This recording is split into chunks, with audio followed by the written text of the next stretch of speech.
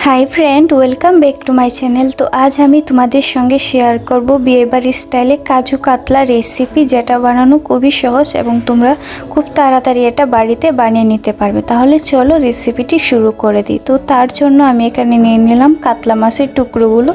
এরপর এগুলোকে হলুদ এবং লবণ দিয়ে ভালোভাবে মেখে নেব।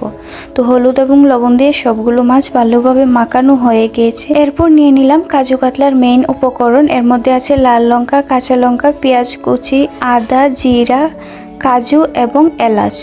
তারপর মাছগুলোকে ভেজে নেব। তো তার জন্য কড়াইটা ভালোভাবে গরম করে নিয়েছি। এরপর এর মধ্যে দিয়ে দিলাম পরিমাণ মতো সরিষার তেল। এরপর মাছগুলোকে এক এক করে দিয়ে ভেজে নিব।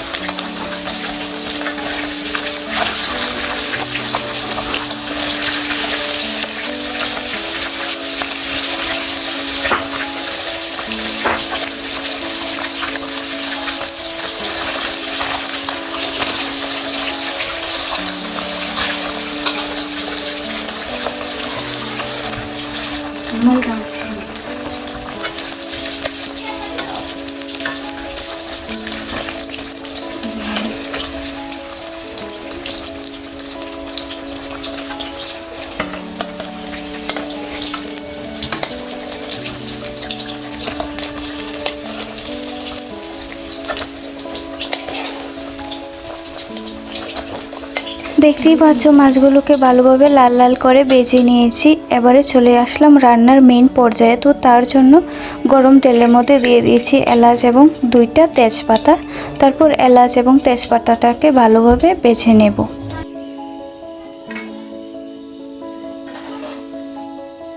এখন দিয়ে দিচ্ছি আগে থেকে কেটে রাখা পেঁয়াজ কুচিগুলি।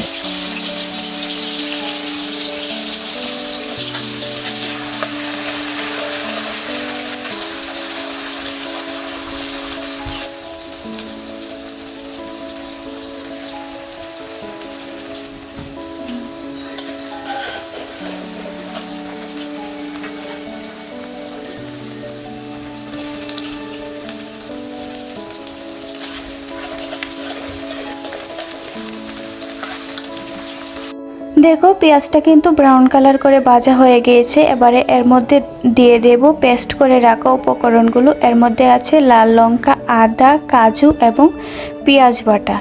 তারপর এক এক করে সবগুলো উপকরণ দিয়ে ভালোভাবে কুক করে নেব প্রায় 5 থেকে 6 মিনিটের জন্য।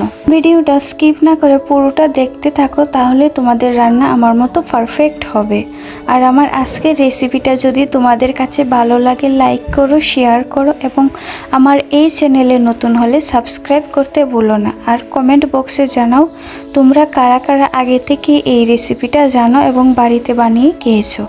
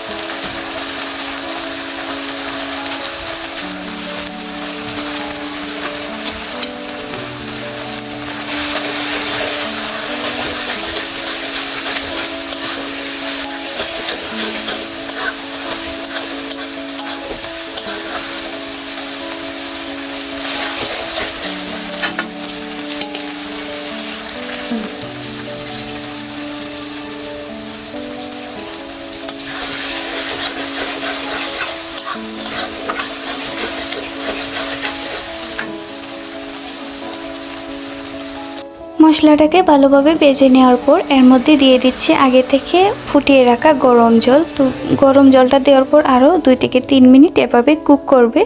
কুক করার পর এর মধ্যে দিয়ে দেবে ভেজে রাখা মাছগুলো। আমার রেসিপিটা স্টেপ বাই স্টেপ ফলো করে তোমরা যদি বাড়িতে বানাও, আই এম শিওর তোমরা এর স্বাদ কোনোদিনও ভুলবে না। তো এর মধ্যে দিয়ে দিচ্ছি মাছগুলো।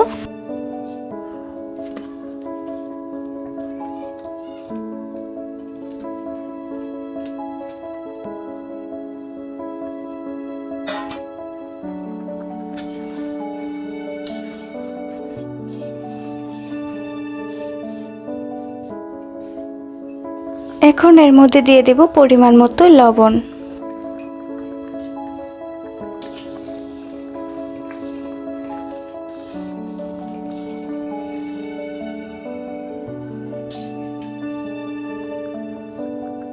পাঁচ থেকে 6 মিনিট পর এভাবে কুক করার পর আমি চুলার ফ্লেমটা অফ করে নিয়েছি। দেখো আমার কাজু কাতলা রেসিপি একেবারে রেডি। Thank you.